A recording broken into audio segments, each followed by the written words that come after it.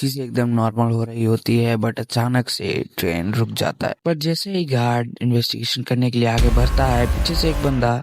दोस्तों, याद है तारक मेहता का उल्टा चश्मा का वो एपिसोड जिसमें गड़ा फैमिली, बबीता जी, अय्यर, टप्पू, गोली, गोगी और बाघा ये सभी निकलते हैं कच्छ के ट्रिप के लिए। और इस ट्रिप के लिए एक ट्रेन सीक्वेंस भी आता है जो काफी ज्यादा फनी है और देखने में काफी ज्यादा मजा भी आता है। बट उसी सीक्वेंस को और भी ज्यादा एंटरटेनिंग बनाने के लिए मैं लेके आ चुका हूँ एक अच्छे खासे विजुअल प्रेजेंटेशन के साथ एक इमेजिनरी स्टोरी जो कि मैं खुद ही क्रिएट करूंगा तारक मेहता का उल्टा चश्मा के सारे कैरेक्टर्स को लेकर। और मेन बात तो ये है कि इसमें सुपर नेचुरल टॉक्स बहुत ज्यादा होने वाली है। और भले ही पार्ट थोड़ा छोटा हो बट देखने में सभी को बहुत ज्यादा मजा आने वाला है। सो खाने पीने का सामान ले लो, आज की वीडियो को स्टार्ट करते हैं। तो दोस्तों, हम स्टोरी स्टार्ट करेंगे उस पॉइंट से जिस पॉइंट पे कच्छ जाने वाले सारे गोकुलधाम के मेंबर्स ट्रेन में बैठ चुके होते हैं और टाइम रात का होता है। गोली, गोगी और टप्पू ये तीनों हैंड गेम्स खेलने में बिजी होते हैं और काफी ज्यादा मजे कर रहे होते हैं। और at the same time Jethalal हमेशा की तरह बबीता जी पे लाइन मारने में बिजी होता है। ट्रेन में काफी ज्यादा भीड़ है, बाहर की नॉइज भी बहुत ज्यादा आ रही है और रात का टाइम है, सो पूरा घोर अंधेरा है और बाहर का कुछ भी दिख नहीं रहा ठीक से। स्ट्रीट पे लाइट्स नहीं है बिकॉज ट्रेन एक जंगल की एरिया में पहुंच चुकी है। और तभी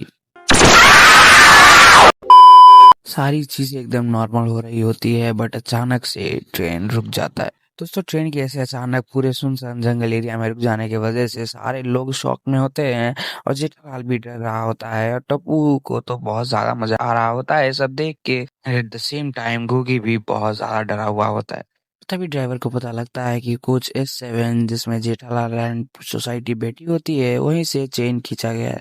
तभी गार्ड उस कोच में एंटर करने के लिए जाता है और एंटर करते ही वहां पे इन्वेस्टिगेशन करने लगता है कि किसने चेन खींची। बट उनको पता लगता है कि सच में यहाँ से चेन नहीं खींची गई है। ड्राइवर को थोड़ा सा कंफ्यूजन हुआ है, उसके बाद पता चलता है चेन एक्चुअली में कोच S9 से खींची गई है। जैसे ही गार्ड को पता लगता है कि ट्रेन कोच S9 से खींची गई है वो वहीं पे चला जाता है। पर जैसे ही गार्ड इन्वेस्टिगेशन करने के लिए आगे बढ़ता है, पीछे से एक बंदा सडनली उसके माथे के ऊपर बंदूक रख देता है और बॉक्स में रह रहे सारे लोगों को अचानक से कुछ ना बोलने के लिए ऑर्डर करता है। और इंस्टेंटली ड्राइवर को पता लगता है कि ट्रेन हाईजैक हो चुका है एक बीच जंगल में रात के टाइम पे। दोस्तों, क्रिमिनल अकेला नहीं था, उसके पास पूरे 12 लोगों की टीम थी जिसने पूरी की पूरी ट्रेन को हाईजैक कर लिया था विद राइफल्स एंड गन्स। उनके 2-3 मेंबर ड्राइवर के पास भी पहुंच जाते हैं और उनको भी हैंडलॉक कर देते हैं। तो इस सिचुएशन में ट्रेन के सारे लोग डर से सहम चुके होते हैं, सभी को पता लग चुका था कि ट्रेन हाईजैक हो चुका है।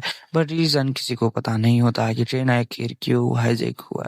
दोस्तों, क्रिमिनल ने जैसा प्लान किया था उनका प्लान वैसे ही वर्क कर चुका होता है। बट सडनली जब वो अपनी चीजें डिमांड करने के लिए वो कमिश्नर को कॉल करने जाता है तभी उसे पता लगता है कि ट्रेन बीच जंगल में इसी वजह से वहां पे सिग्नल नहीं आ सकती।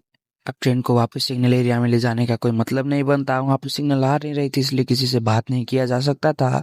और ऊपर से टाइम रात के 11 बज रहे थे और कहा जाता था कि जिन जंगल में वो लोग रुके हैं उस जंगल को एक हॉन्टेड और कर्स्ड प्लेस माना जाता है जहाँ पे सुपर नेचुरल चीजें एग्जिस्ट करती है।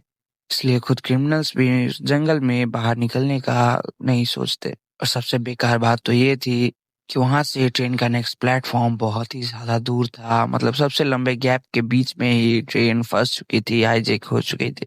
अब ना पैसेंजर्स, ड्राइवर्स, गार्ड्स के पास कुछ ऑप्शन था और न ही क्रिमिनल के पास कुछ ऑप्शंस थे। सो इन सभी चीजों को ऐसे ही छोड़ देना उनके लिए ठीक नहीं होता। तो वो लोग सोचते हैं कि मिनिस्टर से कुछ डिमांड करने के बजाय वो लोग ट्रेन में रह रहे लोगों के ही पैसे, जेवरात, बाकी सारी जो भी कीमती चीजें हैं वो ले ले।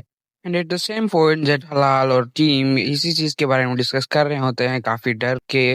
और उन सभी के फेस एक्सप्रेशंस एकदम डरे और सहमे हुए होते हैं बिकॉज रात के 11 बजे के टाइम पे बीच जंगल में ट्रेन है और ट्रेन हाईजैक हो चुकी है। इस सीन को अगर आप रियल लाइफ में इमेजिन करो तो इट्स रियली स्कैरी।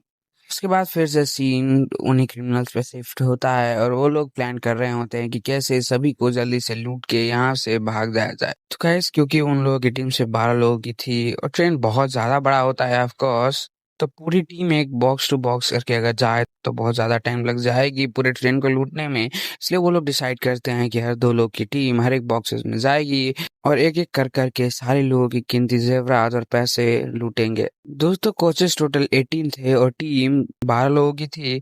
सो 2-2 करके डिवाइड करने के बाद हर एक टीम को 3 बॉक्सेस लूटनी होंगी।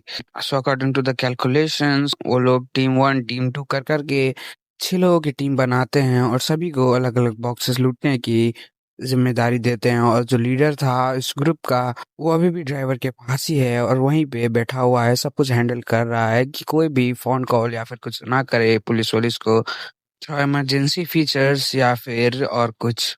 और एक्सीडेंटली ट्रेन का वॉकी-टॉकी भी ऑलरेडी बिगड़ा हुआ था। दोस्तों सीन बहुत ही ज़्यादा डिफ़िकल्ट हो चुका होता है। जेठालाल एंड टीम बहुत ज़्यादा डर चुकी होती है। पूरे ट्रेन के पैसेंजर्स, ड्राइवर्स, एवरीवन सब कोई डर चुके होते हैं। इवन क्रिमिनल्स भी, बिकॉज़ जहाँ पर वो हैं, वो एक कर्स प्लेस माना जाता है और जहाँ पे सुपरनैचुरल केसेस ऑलरेडी बहुत ज़्यादा अमाउंट्स में आ चुकी है। सारे क्रिमिनल्स अपने-अपने ऑर्डर्स को फ़ॉलो करने के लिए हर एक बॉक्सेस में निकल चुके होते हैं। हर एक टीम प्रिपेयर्ड होती है और आज का ये शॉर्ट पार्ट यहीं पे एंड होता है।